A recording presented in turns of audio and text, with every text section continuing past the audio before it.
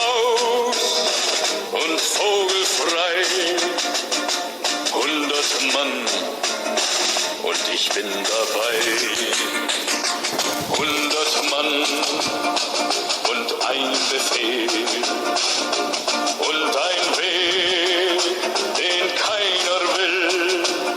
Tag ein, Tag aus, wer weiß wohin, verbranntes Land, und was ist der Sinn? And it is the Desert Fox signing on. And due to popular demand, we are bringing back the Raceology series. God, I'm so excited. Now with better editing, more narration, and my deeper experience into the YouTube culture and how to narrate these videos. Now, quick disclaimer before we get into this. Now, for one, I am not a racist. Well, a lot of people think I would be a racist, but my philosophy is not racist. And I think everyone should be very proud and very arrogant of their race, and want them to separate and be uniquely divine from other races.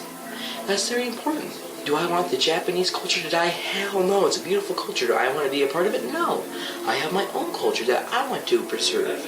And are each own countries separated from each other. Language, cultures, borders. And that's perfect. That doesn't mean that we can just kill each other. It's perfect. We just have our own races, our own cultures, and our own languages. Problem solved. Now, let's go on to a couple more topics. Anyways, so, for today's video, we'll be using a couple of interesting examples. And a little bit more just to that. Now, the interesting topic, instead of brain sizes, plasma, and testosterone, we'll be talking about a very unique thing instead of. We'll be discussing the interesting topic of birth canals. Don't click off. I'm very sorry to have it very hastily, but don't click off. Follow me through this epic journey of biology and explaining the races. Now, we'll explain how cultures grew and how races make their cultures. Because remember, culture is dependent on race because it's the way the genetic mind sees it. Now, the way I see things, it might be different than a Japanese person sees things due to testosterone and blood hormone levels, and plasma levels and the way the brain is shaped. So let's get on to it. Now, I'll be using an example of this little guy, right here. Don't click off now. They might say, why are you using an example of Baby Yoda? Now, if you could please go on over to Game Theory's channel, Film Theory, to be correct, and they will explain why I'm using this example. Now, I've done my own research on this. Please, I suggest you to do yours. And, well, we'll be talking about this little guy right here, and be using him as an example for the younger generations to understand. Now, so let's just get on to it. So, the example of him is that he is a 50-year-old and somehow he is a baby. You might be saying, well, that's just because of mythology and nothing could ever happen like that for real life. However, it does. Now, once we came over from monkeys and turned to Homo sapiens sapiens, we had a huge problem. Now, since we stand up on two legs, this made a problem for our women. Why? Is because when we walk, it tightened around the vagina and the birth canal area, closing it up. That means that versus a longhorn steer or cow, what would happen is that we would have trouble. Now, look up a video of a longhorn steer or longhorn cow, and I'll put a picture of it right up here. Hope YouTube doesn't take me off for that. And you might be saying, well, it just plops out and gets walking. How is that? Is that because they're genetically built better than us? No. Is it just because their genetics are built of a specific biological timer? No. But as certainly as both. Now, you might be saying, don't use outlandish samples to explain race. But keep on with me. So, the whole thing of this is that, you see, once we eventually have lesser and lesser larger bodies, and larger brains. Because every day we are losing our bodies less and less and using our brains more and more. Obviously, this makes a huge, almost gray-like figure eventually, to where our head is giant and our body is very small. Now you see, it's easy for a woman to birth out a child with a large body but not a big head, because the head, well, it has a very hard time specifically going through the birth canal. And we are not structured to give perfect birth. So, we'll be going through which race has the smallest and largest birth canal on IQ basis.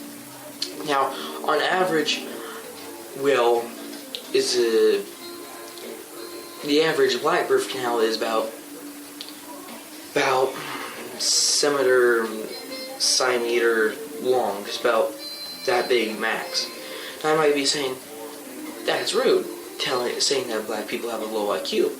They do, but on average, they have a much higher strength, density, and speed.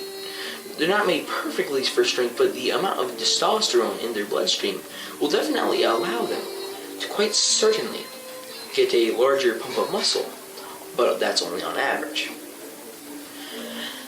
Now, we move on to the second. Now, as we go further and further up now, if you can see here, if we just go farther up, Africa, and then up here, and then, sorry if my camera's a little off, then we go farther up, and then to Arabia, Saudi Arabia, and then go to more of the Balkans, we start getting a couple changes. Primarily, these changes would be the changes in skin tone and birth canal. You see, as we grow a larger brain, the female has a larger and larger problem with, well, birthing children. Now, it's obviously very hard to birth a child. If you're a woman watching my channel who has ever given birth, you will know that.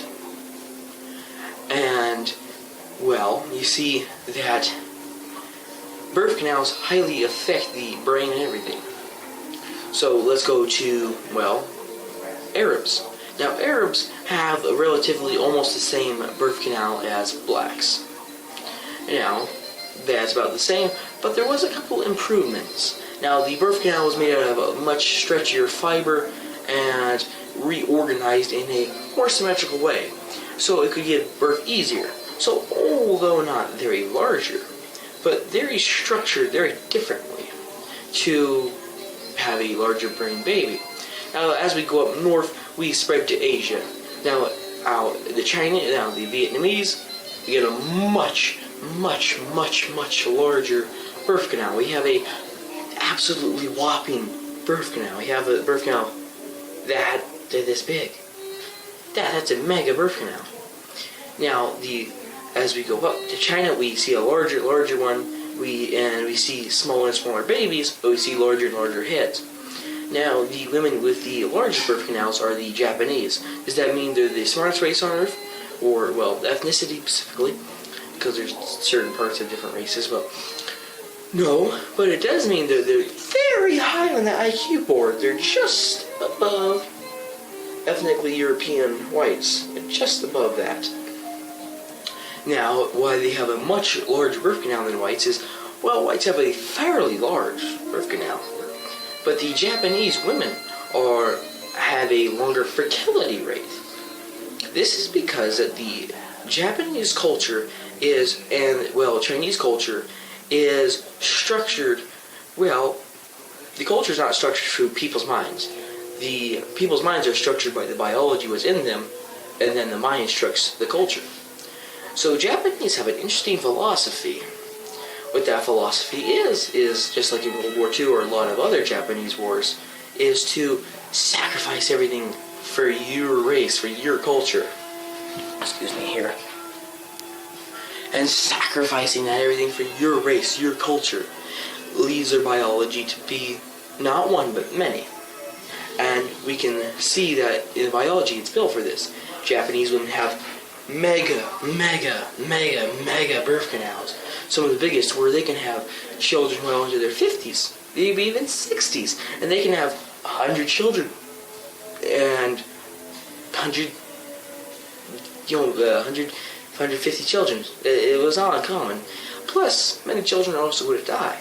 So it's definitely a good thing to have a lot of children, especially way back when. Now, You see, this video was just to explain birth canals and the why. Now, we have one more thing to say though. So, but as we get smarter and smarter, it's going to take us longer and longer to develop. Like Baby Yoda, he's 50, right? I'm going to use him as an example again. He is 50 years old and he is still a child. This is because he is growing on his own roots, his own muscle fibers, his own cells, compared to being grown in the mother's womb. As black people, so a black person would come out much stronger, much faster, much more ready than a white person or a Japanese person. The Japanese person would take longer to grow up, but have a higher IQ. This is because this is just like the Texas Longhorn. It comes out, spick and span, start walking. But as we get those larger heads, we have to develop outside of our mother's birth canal. So, because there's a certain point where we become almost an entirely different gross creature, and no one wants a birth canal this big. Jesus Christ. That would be scary. So, we will conclude this video on that, well, each race has its own unique ability, has its own unique piece, and I'll be doing a next episode on this very soon. Thanks for watching, and it is the Desert Fox, signing off.